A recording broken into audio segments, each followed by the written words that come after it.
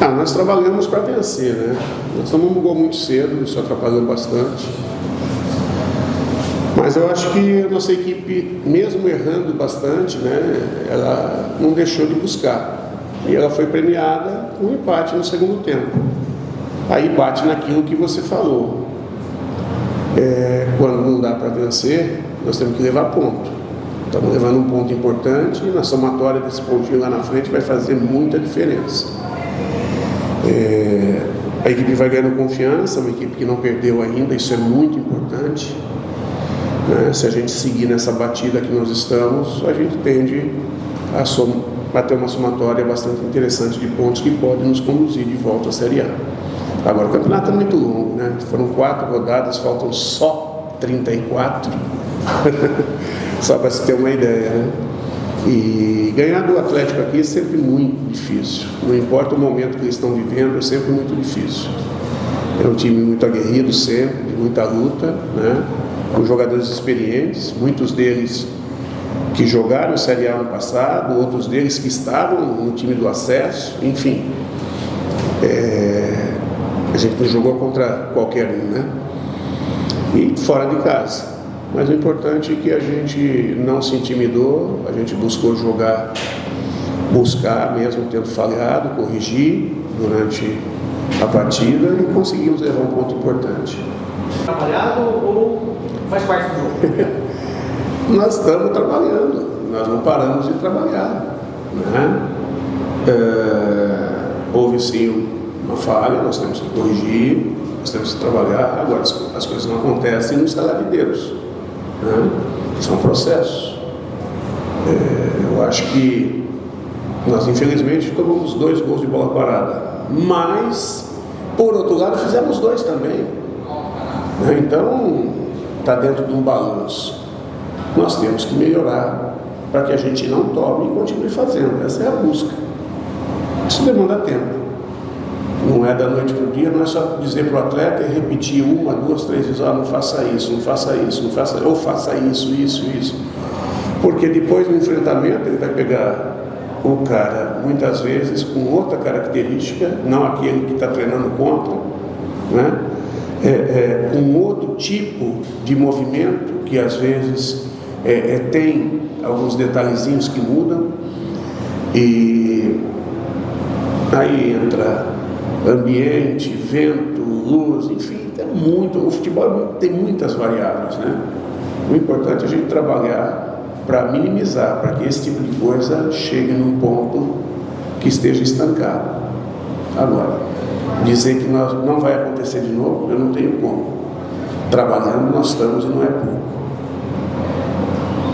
Professor André Silva, canal Jogando em Casa Dourada, Rádio Cuiabana. Professor, eu queria que o senhor fizesse uma avaliação, falasse para nós aqui sobre as substituições, em particular e também sobre a estreia do Patrick, né? Ele veio jogando nessa partida, que o senhor falasse para nós e para o torcedor. Então, o nosso time no primeiro tempo precisava um pouquinho mais de retenção de bola para poder romper. Eles fizeram o gol e eles baixaram as linhas. A nossa equipe é uma equipe que busca bastante a profundidade. E à medida que eles baixaram as linhas, nós tínhamos que romper a última linha deles que estava postada. De que maneira? Aí nós temos que ter jogo associativo por dentro. E o jogo associativo nosso não estava fluindo, né? Então nós precisávamos de um jogador mais, 1 ou 2 jogadores mais base para poder fazer essa atração da defesa, conseguir fazer bem o pivô para a gente furar os espaços e conseguir chegar numa condição boa de finalização. Mesmo com toda a dificuldade, nós chegamos a finalizar algumas bolas no primeiro tempo, mas não foram, assim, coisas muito boas. Quando eu faço as mudanças, né, que eu ponho o primeiro foi o Edu e o... Oi? O Juan Christian. O Juan é um cara que tem esse jogo associativo. Ele não é tão rápido quanto o Cardoso, mas ele é muito bom no jogo entre linhas. E eu trago o Derek junto, na aproximação junto com o Edu por dentro, para que ele fosse o jogador que atacasse as profundidades junto com meus laterais, na aproximação do jogador do Pedrinho de um lado e do Juan Christian do outro, no entrelinhas. E o jogo começa a fluir. Aí, quando o Pedrinho dá uma queda, que já não estava muito bem no primeiro tempo, infelizmente hoje não foi o jogo dele, mas paciência, o jogo passado ele decidiu. E o futebol é assim. Importante que quem entrou bem, o Jadson entrou muito bem, começou a atacar bastante a linha. Eu trouxe o Derek primeiro para a esquerda e o Juan Christian por dentro. Nós quase empatamos o jogo nesta situação, né? E depois inverteu. Aí o Juan veio para a esquerda e o Derek ficou por dentro. Foi a hora que, junto com o Edu, voltou para dentro, né? Foi a hora que nós fizemos o gol de empate, numa jogada que começa pela esquerda, chega a bola no segundo pau, o Edu cabeceia para trás, o Derek acaba fazendo jogada de gol. Situações que você tem que conhecer seus jogadores e ir arriscando, né? E fazendo a leitura do jogo e buscando. E graças a Deus eles foram felizes, né?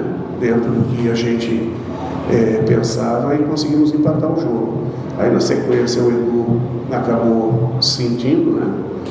E aí não tinha mais nenhum atacante no banco. Ou eu botava um volante ou botava um zagueiro. Naquela altura, o zagueiro equilibraria melhor para a gente poder fazer os laterais correrem no balanço da linha e manter a pegada por dentro, mantendo 3 jogadores de velocidade, que é o Jadson, o Derek e o Juan Christian. 2 volantes postados, encaixando, e os laterais balançando. Mas é uma situação que a gente treina pouquíssimo, mas se fez necessário, às vezes você tem que arriscar. Graças a Deus o gol foi anulado, bem anulado, né? E no mais a gente conseguiu equilibrar e saímos com um ponto importante. O que você achou, Daniel? Olha, falar o que eu vi é meramente impossível, da onde eu estava, poder afirmar teve isso ou teve aquilo. O que eu posso avaliar é o que aconteceu de quem estava comandando. Primeira coisa, o Bandeira não correu. Se ele não correu, alguma coisa estava errada. Tá? Segundo ponto, o árbitro falou para os jogadores: eu não vi nada, mas o Bandeira não tinha corrido. E o VAR de imediato chamou: o VAR chamou aqui. Se o VAR chamou, tem hora que os caras erram, mas esse tipo de situação não tem aonde errar, onde acertar e aonde errar, né? É ou não é. Se ele chamou, é porque era, senão não teria necessidade de chamar. Então, a gente tem que respeitar também, a gente não pode querer ganhar as coisas no grito, né? Eu acho que é isso, a gente tem que respeitar. Isso mostra que o grupo está amadurecendo, né? Isso é uma coisa muito positiva, a gente também não pode ficar só dependendo disso, mas é uma coisa positiva, por quê? Porque ela traz o poder de reação, uma equipe que não se entrega, uma equipe que busca, ela pode errar, mas ela não deixa de lutar, ela não deixa de buscar, né?